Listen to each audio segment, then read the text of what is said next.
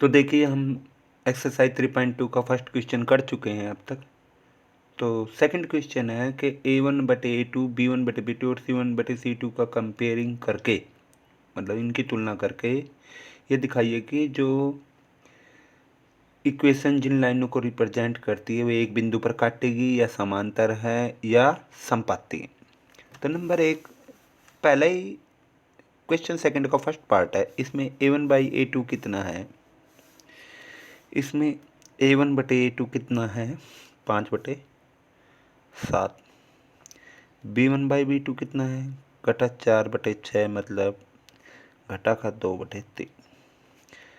और C1/C2 कितना है 8/9। तो हम देख रहे हैं पहले A1/A2 और B1/B2 का कंपेयर कीजिए। A1/A2 not equal to B1/B2। तो ये एक बिंदु पर काटेंगे, तो ये इन मतलब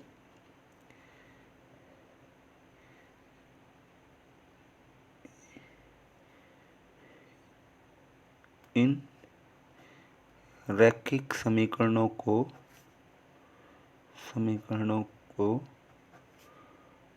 प्रदर्शित करने वाली रेखाएं एक बिंदु पर काटती, कहने का मतलब। दूसरा यहाँ पे देखिए A1/A2 कितना है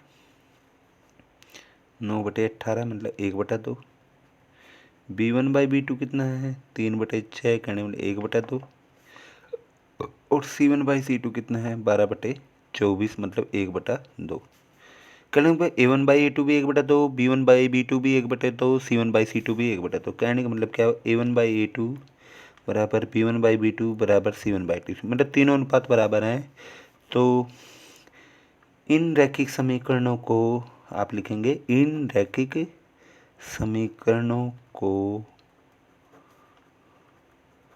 प्रदर्शित करने वाली रेखाएं समपाती होंगी।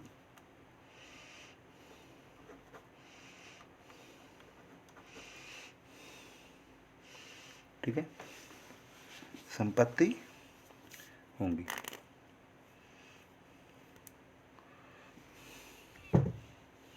ऐसे तो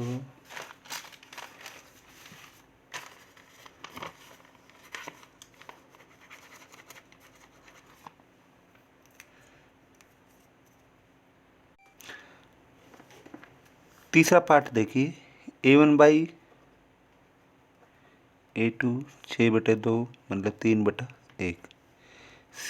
B1/B2 क्या आ रहा है घटा 3/1, मतलब 3/, घटा से घटा आपका कैंसिल। एंड C1/C2 आ रहा है आपका 10/9। तो हम कहेंगे कि A1/A2 बराबर है B1/B2 के, परंतु ये C1/C2 के बराबर नहीं। तो इन रैखिक समीकरणों को प्रदर्शित करने वाली रेखाएं क्या होंगी, समांतर होंगी।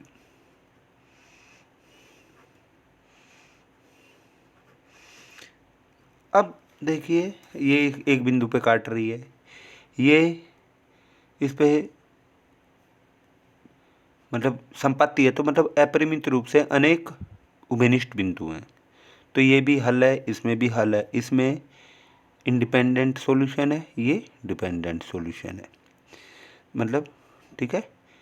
तो और ये क्या है, इसमें कोई हल है ही नहीं।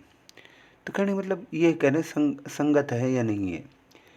तो इस तरह से हम अगला जो क्वेश्चन है वो संगत है नहीं है, तो इस तरह से है।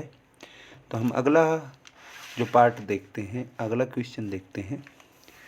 तो उसमें ये है, देखिए पहला क्वेश्चन नंबर 3, तो उसमें कह रहा है A1 अब देखिए या तो ये जो C1 ये कांस्टेंट है दोनों या तो इक्वल के इस तरफ हो या दोनों इक्वल के बाईं तरफ हो या इक्वल के दाईं तरफ हो। तो हम कैसे कर लेंगे, A1/A2 ले लीजिए 3/2, B1/B2 लीजिए 2/3, C1/C2 लीजिए 5/7।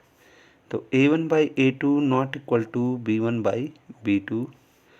तो समीकरण क्या है, समीकरण युग्म क्या है, संगत है, मतलब इनका कोई हल है। तो समीकरण युग्म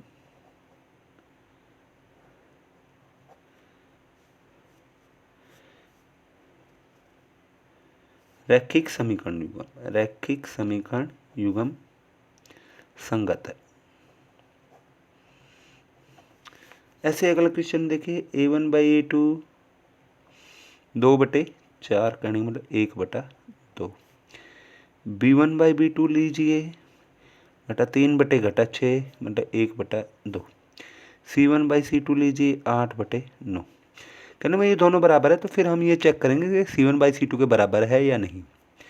तो A1/A2 बराबर B1/B2 बराबर नहीं है C1/C2 के।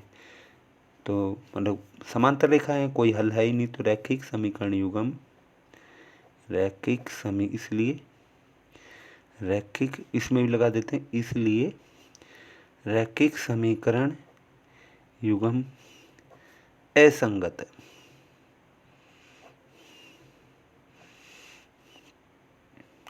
अगर आप, ठीक है, इसको आप 6 से गुणा कर लीजिए या सीधा वैसे कर लीजिए, इसको 6 से गुणा कर लेते हैं, इस इक्वेशन को 6 से गुणा, ठीक है, 6 से गुणा किया तो ये आ जाएगा 9x 10y 9x 10y बराबर 42। 6 से गुणा किया हमने। तो A1/A2 क्या आ रहा है, यहाँ 9/9 कहने मतलब 1, B1/B2 10/10 कहने मतलब -1, C1/C2 7/42 कहने में 1/6, मतलब ये दोनों बराबर नहीं है। तो A1/A2 बराबर नहीं है B1/B2 का। जब बराबर नहीं है तो यही केस खत्म होगा। तो इसलिए रैखिक समीकरण युग्म संगत है।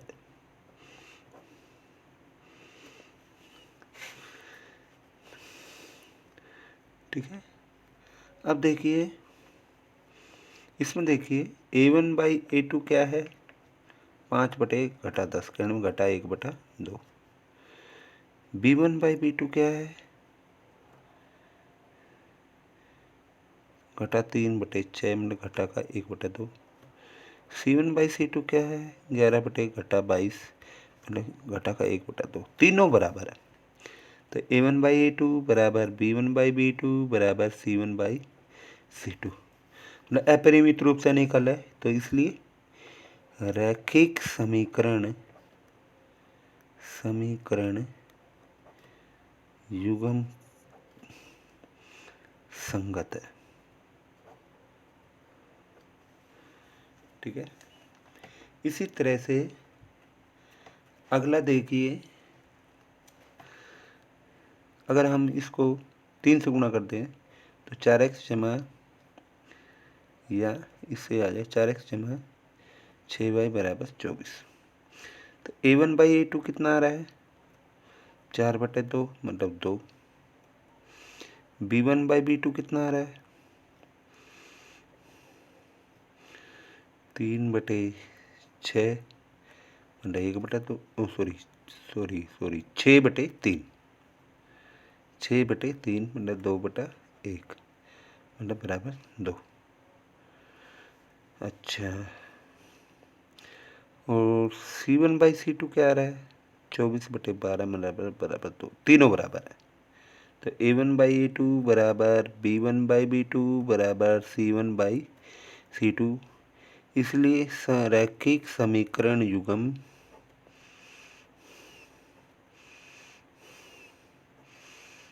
संगत है। ठीक है। अब इसी तरह से इसका जो थर्ड पार्ट है ये कह रहा है कि इनमें से कौन से संगत है कौन सा असंगत है। संगत है तो दिखाइए। ठीक है, मतलब कौन से रैखिक समीकरण युग्म संगत है या असंगत है। संगत है तो दिखाइए। तो बहुत ही आसान है।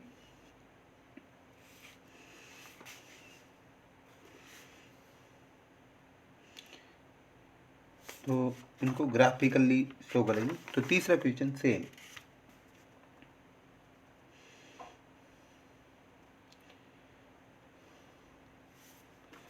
ठीक है, तो इस तरह से हमारा ये लेक्चर कंप्लीट हुआ। छोटा ही लेक्चर था। ठीक है, तो आप इसको इस तरह से कर सकते हैं। Thank you.